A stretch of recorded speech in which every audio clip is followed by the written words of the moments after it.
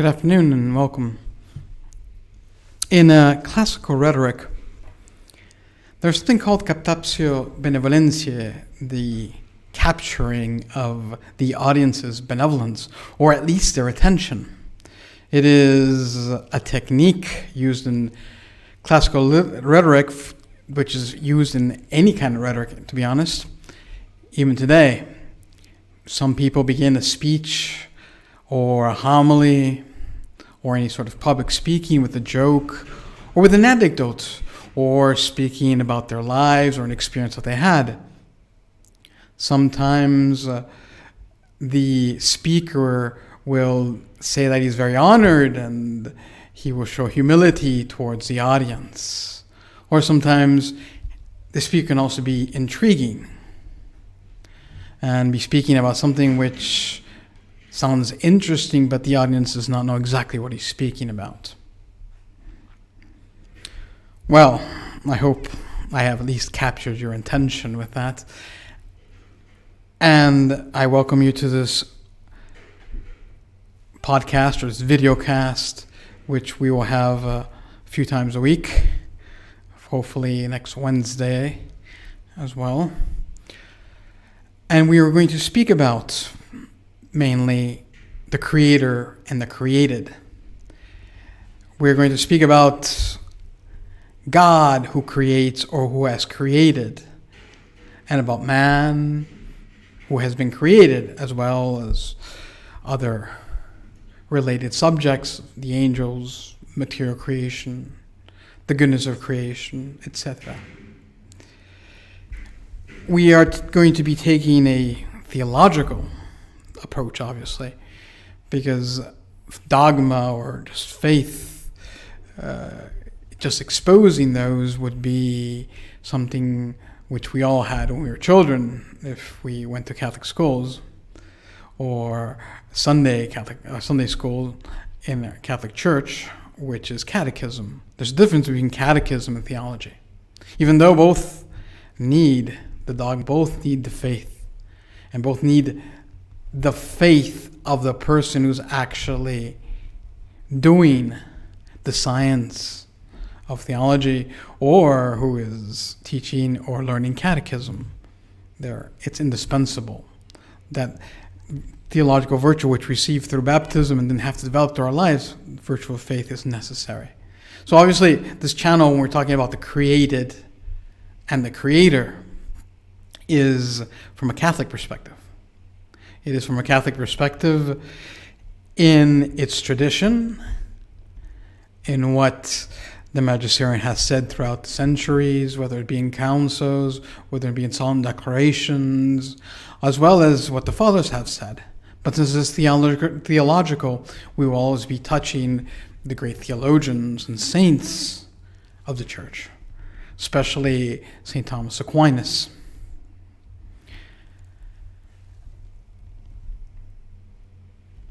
In this videocast, or these videocasts that we will be speaking about the theology of creation, we can make a difference. Again, we can come back to what the difference is between catechism or dogma and theology by saying that theology, in a simple definition, is nothing more than reasoned faith.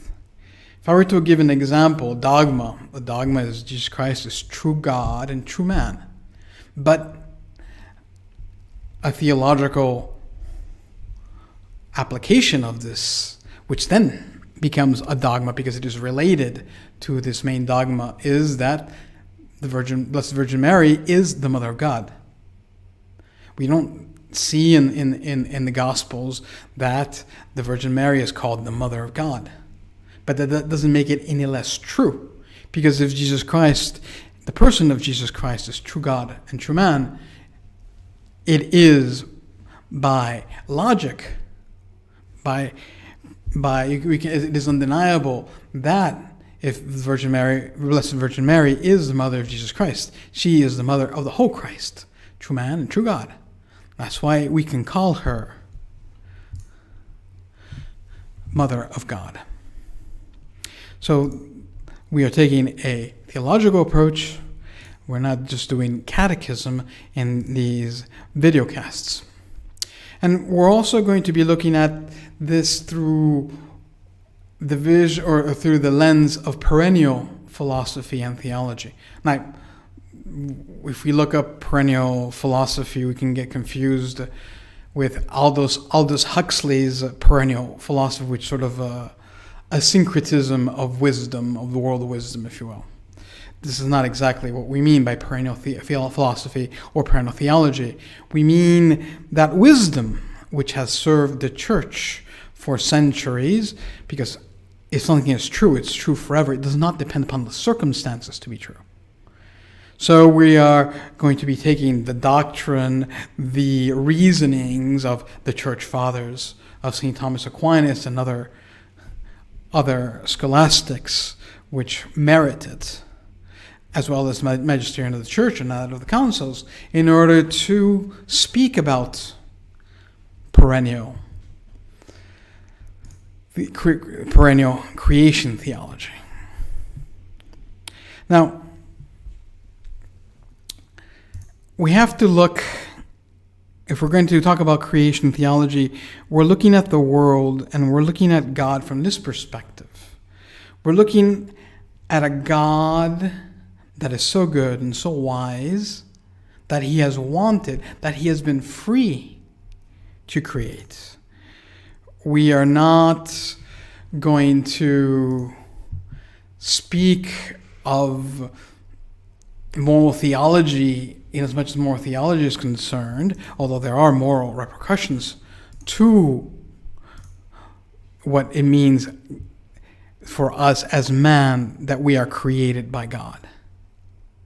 We're going to look from God's perspective and from this for what he has made, because when he has created with wisdom and with love, he has created creatures which in themselves, in some way, in their existence, in their being, show this wisdom and this love. In man, we find it in his nature, and especially in his free will and his intelligence, his intellect. And we will speak more fully about these aspects of man. But we are going to speak from this perspective, from God who has created, God who is wise, and man who has been created for an end. There's no radical individuality possible for God who creates us for himself. Above all, he created us for his glory. We are his living glory in a certain sense. And we're not created for ourselves, for our own finite projects, but we have an infinite reason for being.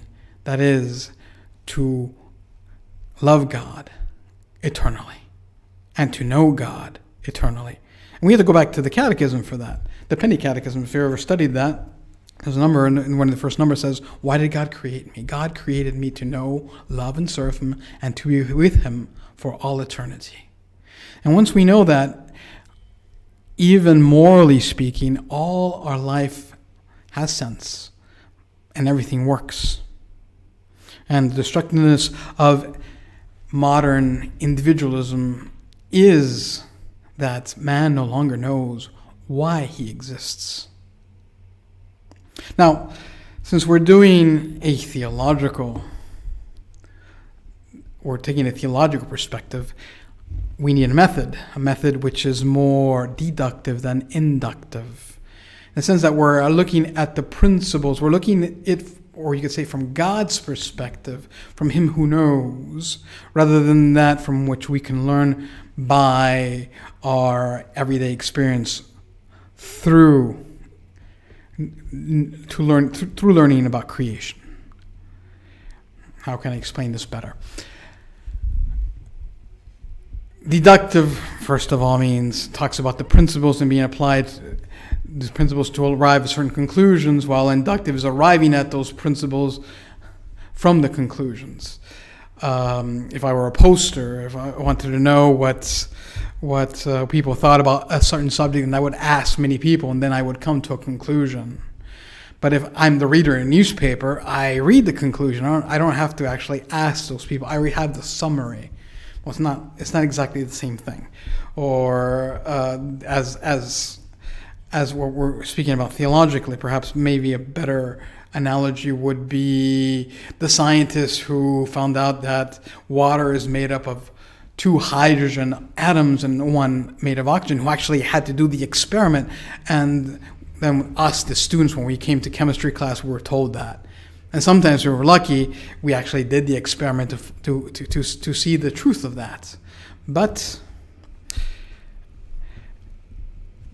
you can't always do the experiment.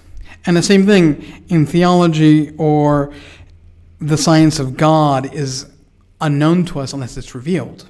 We cannot know who God is. We cannot know what God is unless he has told us something about himself. Sure, in an inductive manner, we can know certain things about God. We can know that God exists. We can know that God is good. We can know that God is simple, etc., etc. And we will speak about this.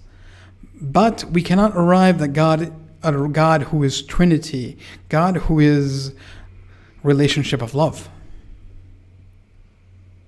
That's why we are taking a deductive, because we're speaking from God's view instead of from the view of a creature who sort of knows.